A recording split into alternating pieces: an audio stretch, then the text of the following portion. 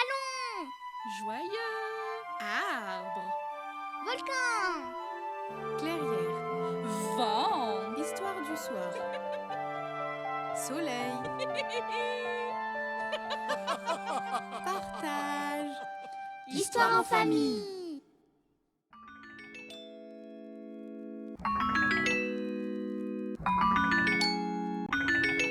Au bout de nos rêves, épisode 2.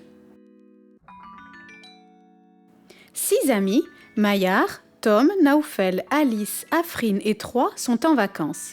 Ils se séparent en 2 groupes pour réaliser leurs rêves.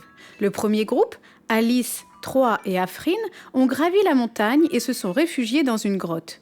Le deuxième groupe, Maillard, Naoufel et Tom, ont pris la direction du désert et se sont laissés surprendre par une tempête de sable. Heureusement, ils tombent sur une oasis et une rivière. Ah, ça fait du bien. Dit Maillard soulagé. Oui, ça rafraîchit. Confirme Tom. Hé, regardez, il y a des libellules. Remarque Naoufel. On dirait des fées. Elles sont trop belles. Émerveillés et revigorés par cette rivière, ils se laissent guider par le courant de la rivière et les libellules. Des petits poissons nagent entre leurs pieds et certains leur nettoient les orteils. Ça chatouille. L'eau est plus profonde maintenant. Aussi, Tom se met à éclabousser Naoufel en agitant les bras et les voilà repartis à s'amuser comme des petits fous. L'insouciance de nos jeunes amis est telle qu'une fois encore, ils se laissent surprendre par la nature. Cette fois, c'est la rivière qui va leur jouer un tour, puisque sans qu'ils ne s'en aperçoivent, le courant est devenu de plus en plus fort. Et pour cause, ils s'approchent d'une cascade.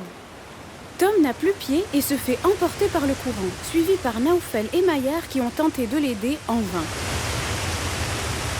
C'est ainsi que nos 3 amis chutent du haut de la cascade et plongent dans la mer. À peine remontés à la surface, ils rencontrent des dauphins, pour le moins étonnés de voir des humains plonger de si haut dans la mer. Mais que faites-vous dans la mer? On jouait dans le désert, puis une tempête de sable s'est levée. On a eu soif et on a vu une rivière. Mais on s'est laissé emporter par le courant et la cascade. On a plongé et plouf, on a fini dans la mer. Mais quelle aventure, dis donc! Il faut vous reposer après toutes ces péripéties. Ça vous dirait de vous accrocher à nous? Avec les copains, on va se faire une virée dans la mer.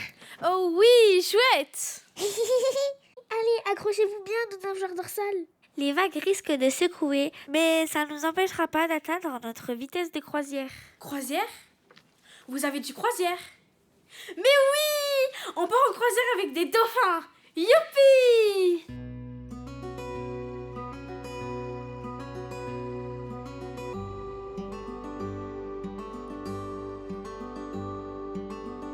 La joyeuse troupe d'amis se laisse emporter par les dauphins. Les premières vagues ont surpris Tom et Naoufel, mais Maillard, elle, est si heureuse que rien ne pourrait la troubler.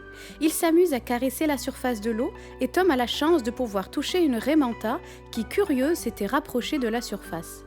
Cette immensité bleue qu'est la mer abrite 1000 trésors et nos jeunes amis n'en voient que la surface.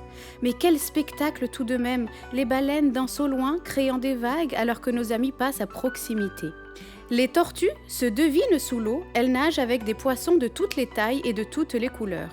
Au loin, on devine la banquise avec des manchots qui glissent et plongent dans l'eau. La croisière s'amuse depuis maintenant un bon moment. Ils ont parcouru presque toute la mer quand Tom, ébahi, s'écrie « Là-bas, regardez, un arc-en-ciel. On peut y aller, s'il vous plaît. » Il ne faut pas longtemps à notre groupe pour se retrouver au pied de l'arc-en-ciel. Et c'est là que vous l'aurez deviné, ils font la rencontre d'un léprechaune qui les invite à monter. Hello, jeunes amis, je vois que vous avez profité d'une belle compagnie pour traverser ces eaux. Je vous propose volontiers de m'accompagner et de grimper cet arc-en-ciel à condition que vous ne touchez pas à mon chaudron. Oui. Enchanté, monsieur le léprechaune. Moi, c'est Tom. C'était mon rêve de vous rencontrer. Je suis trop content. Il paraît que vous avez un trésor fabuleux dans votre chaudron. Je ne plaisante pas. Si vous le touchez, ça me rendra très, très grincheux. Rétorque le léprechaune. Bon, allez, suivez-moi.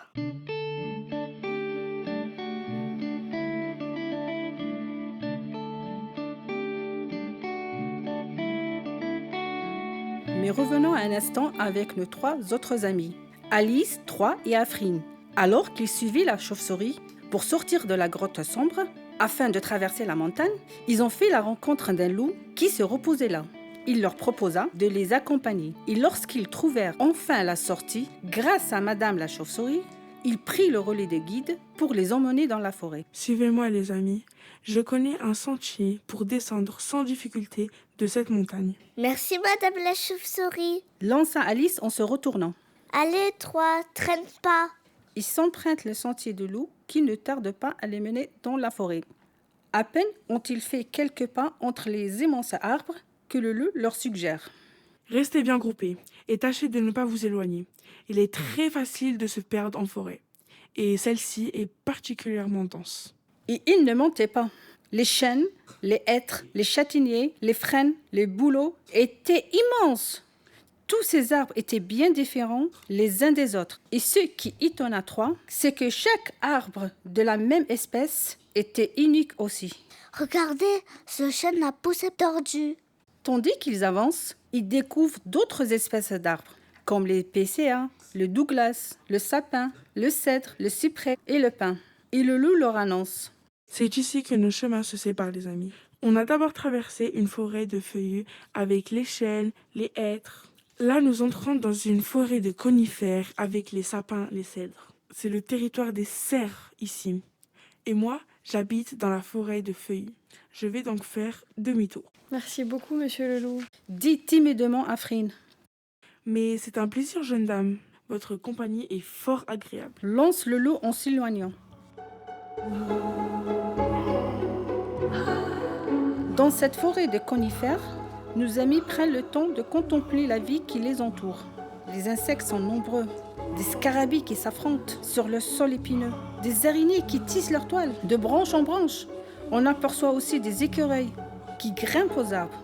Certains même planent pour se déplacer. Des pivers qui semblent creuser le bois. Alice repère des traces de sangliers.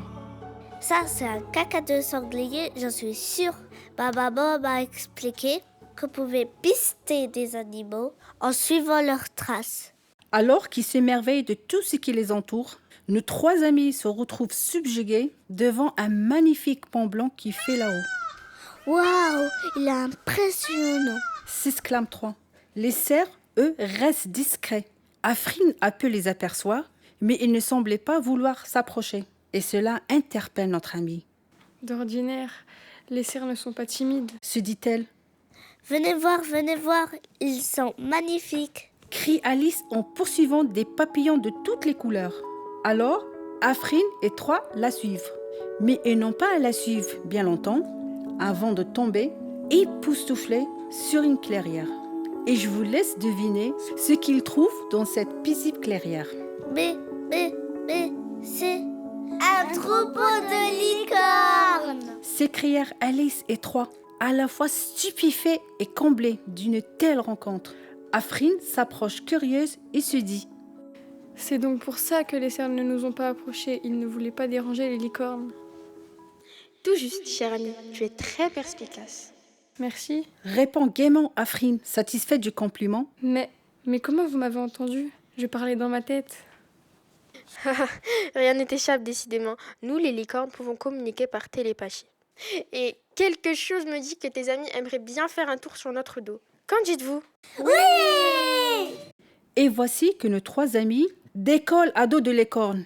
Elles volent si haut qu'elles s'approchent du nuage. Et Afrine remarque que non loin d'eux se trouve un arc-en-ciel.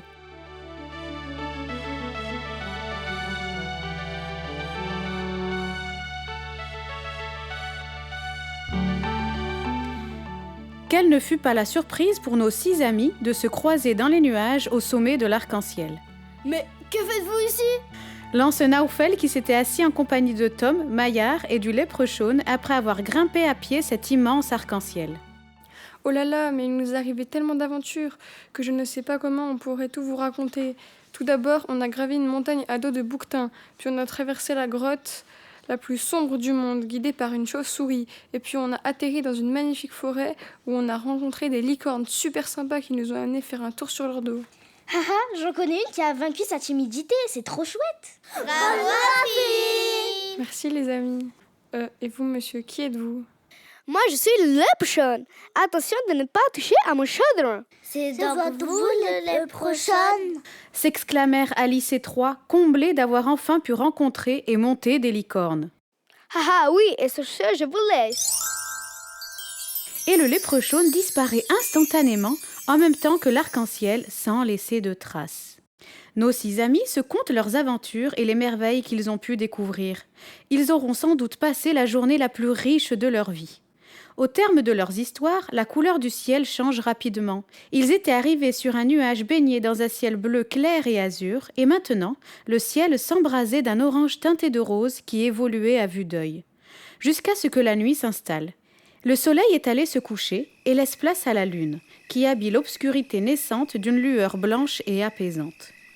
Alors que la fatigue guette nos amis, Troy remarque des petites lumières qui apparaissent à tour de rôle. Regardez les amis, des étoiles. Waouh! Maillard s'étire de tout son long en bâillant. Eh bien les amis, c'est une belle nuit qui nous tend les bras. Ça vous dit qu'on s'endorme sur ce nuage? On redescendra demain avec les licornes, non? Oui, chouette idée. Bonne nuit les amis!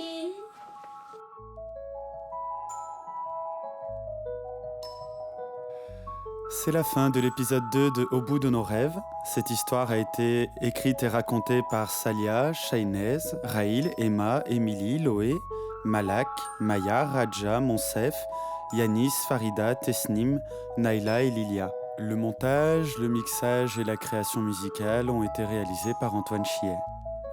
On se retrouve bientôt pour une histoire en famille.